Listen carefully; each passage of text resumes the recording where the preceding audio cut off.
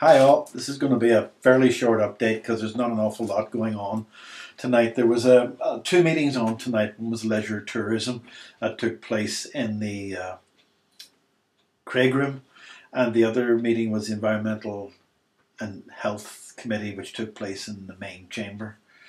I'm still a bit on another planet over it because I'm a bit annoyed about, but then again, every time I come out of council, I'm annoyed about something.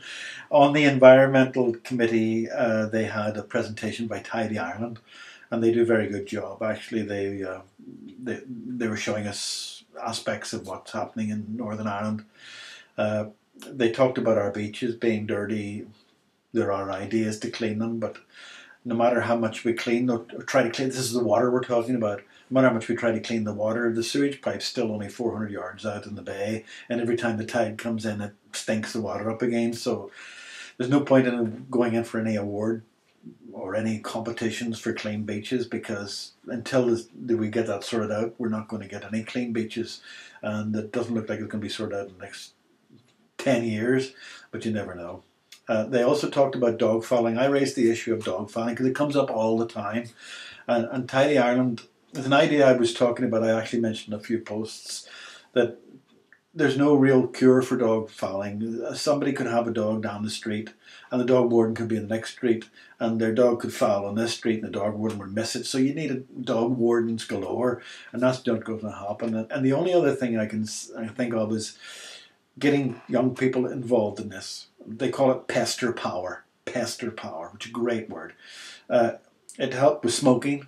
The young people would pester their parents about smoking, and it worked there to very good degrees. It helped about other things as well.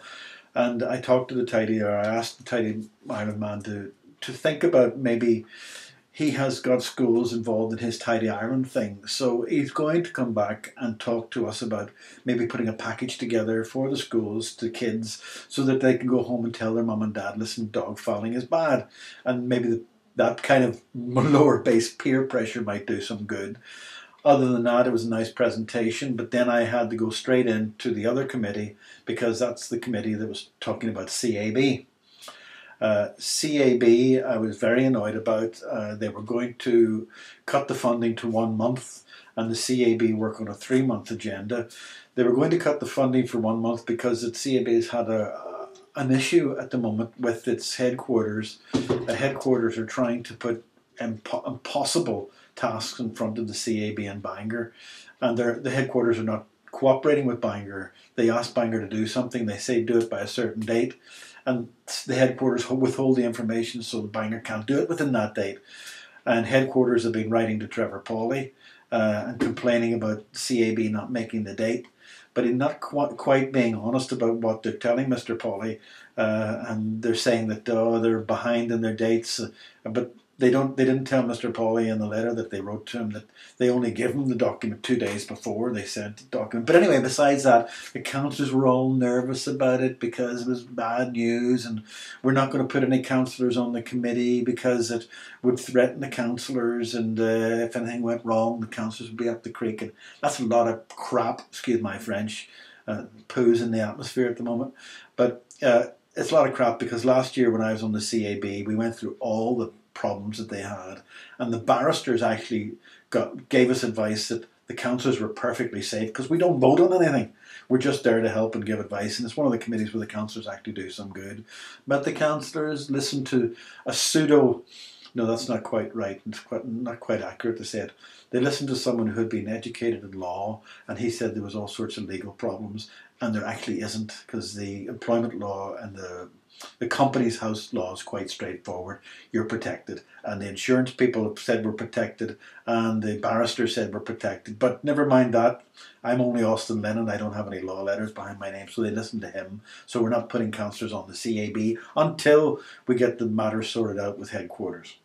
Now, this is a very long and complicated thing with CAB, and I'm not about to go into it all tonight. It'll come out in the Y show for the years. But the CAB have gone through terrible stress at the moment, really terrible stress. And for the councillors to turn around now and say you're only getting 2 months funding instead of the quarterly funding, which puts the CAB at a bit of risk because they pay their bills quarterly, like telephone insurance and stuff like that there. It puts them at a bit of risk. And for the councillors to turn around and say we're not putting councillors on it sends an awful message to the people who are working in the CAB. And I think that's disgraceful. And no matter what I said to them tonight, they still went down the road of, oh, we're too dangerous for us. We'll be all scared. We'll be girlies, and so they're not going to put councillors on until after the CAB sort out their problems. Well, nothing we can do about that. But it just annoys me that they haven't got any guts to do what the right thing is, and that's to back the CAB, who's performing marvellously, the best CAB in the whole of Northern Ireland, and they're putting more money out into the community than any other thing. And the councillors are all sort of wishy-washy about supporting them, and that just annoys me no end. But I wish I could end on a sort of a lighter note, but I can't.